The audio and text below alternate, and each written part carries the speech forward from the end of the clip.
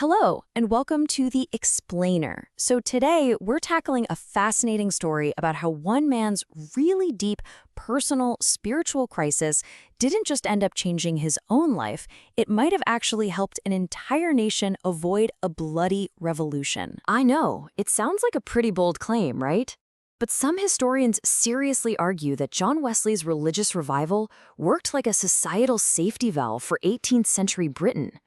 You see, while other countries were just exploding into chaos, Wesley's movement was channeling all this widespread discontent into spiritual purpose instead. So the big question is, how on earth did he pull that off? Okay, so to really get Wesley, you have to imagine what a pressure cooker 18th century Britain was. On one side, you had the official church, which felt, cold, stuffy, and totally out of touch with how people were actually living. And on the other side, the Industrial Revolution was causing massive social strain. We're talking rampant poverty, brutal working conditions, and cities that were just filthy and overcrowded. Society was desperate for some kind of hope, and the church just wasn't offering any. And right into this world steps John Wesley. He's this brilliant, super disciplined priest from Oxford who takes his faith incredibly seriously. Along with his brother Charles, he starts something called the Holy Club, basically a group dedicated to intense prayer and social work. They were so systematic, so methodical about everything, that their classmates came up with a nickname to make fun of them, the Methodists. They definitely meant it as an insult, but, well, that name was about to become famous. But here's the thing. For all his discipline, Wesley felt this deep, nagging spiritual emptiness. He was convinced he was missing something vital. So he sails to the American colony of Georgia in 1735. He had this big plan to convert Native Americans and, as he put it, to save his own soul in the process. He had absolutely no idea that this trip was going to push him to his breaking point. Yeah, his mission to Georgia was a complete and utter disaster. People found him way too rigid, he got himself tangled up in a messy romantic drama that actually ended up in court, and he literally had to flee the colony. He sails back to England totally broken and writes this devastating question in his journal. He, the missionary, came to the crushing realization that he was the one who needed saving the most. Back in London, at his absolute lowest, he finds hope in a pretty unlikely place, the Moravian community. His friend, Peter Bowler, listened to Wesley's whole crisis of faith and gave him this really strange but kind of profound advice. Basically, he said, preach about a faith you don't actually feel. Keep doing it, and eventually, the act of preaching it will ignite the real belief you're searching for. It's like an 18th century version of fake it till you make it. And then, on May 24th, 1738, it happened. Wesley, very reluctantly, goes to this small religious meeting on a street called Aldersgate. While someone was reading from Martin Luther's writings on faith, something just clicked. It wasn't an intellectual idea, it was a physical feeling. As he famously wrote later, he felt his heart strangely warmed.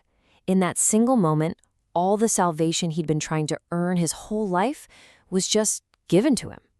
This was the real birth of Methodism. And this is the absolute core of Wesley's transformation. You can almost feel the tension just release, can't you? Before this moment, his life was all about striving, a legalistic piety built on rules and works where he's desperately trying to be good enough, but he's always full of doubt. After Aldersgate, it's all about trust. It's a huge shift from the head to the heart. He called it a heart religion, this personal assurance that finally quieted a lifetime of spiritual anxiety. Now, this new, passionate, emotional faith was explosive, and it was way too much for the formal, buttoned-up Church of England. They thought his passion was improper, and pretty soon they started banning him from their pulpits. But you know what? If the institution didn't want him, Wesley decided he'd just go around it and take his message directly to the people. And he wasn't kidding. He literally started preaching outdoors, in fields, in town squares, right at the gates of coal mines. He was speaking directly to the working poor that the church had completely ignored. And to do this, he traveled, get this, an estimated 225,000 miles. To put that into perspective, that's like riding around the entire planet 10 times on a horse. But Wesley was smarter than just being an inspiring speaker. He knew a fiery sermon was great, but that inspiration can fade.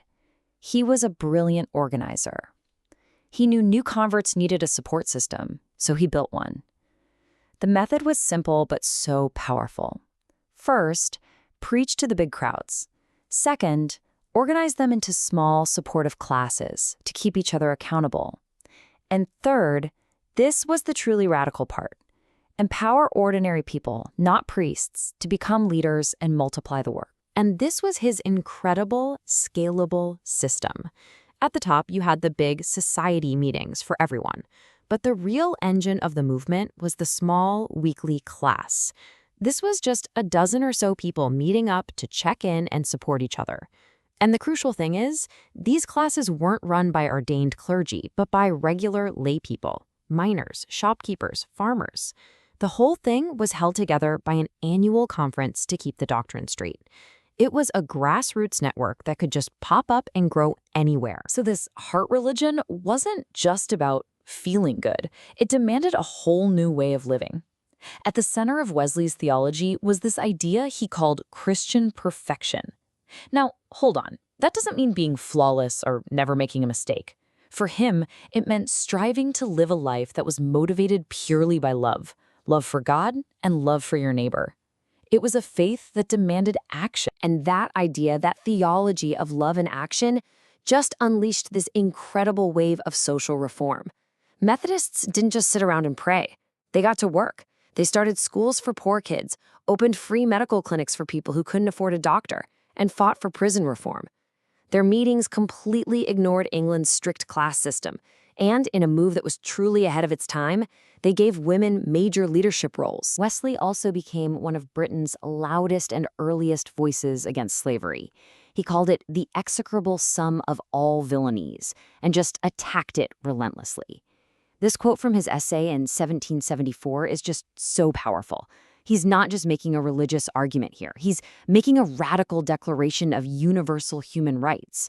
He's saying your right to freedom is natural. It's not based on where you're from or the color of your skin. So Wesley's legacy was never just about starting another church. He basically unleashed a movement for social action. That nonconformist conscience, as it came to be known, shaped British politics and society for generations. You can draw a direct line from him to global movements like the Salvation Army, to organizations like Goodwill Industries, and to the founding of hundreds of schools and major universities like Duke and Emory. So when you look at the whole picture, this massive global movement, this engine for education and social change, it all grew out of one man's honest, painful crisis of faith. His journey from doubt to personal assurance, and from a quiet religion to a faith that changed society, left us with a really big question that's just as relevant today as it was back then. What happens when what you believe in your heart demands that you actually do something about it in the world? Thanks so much for joining us on The Explainer.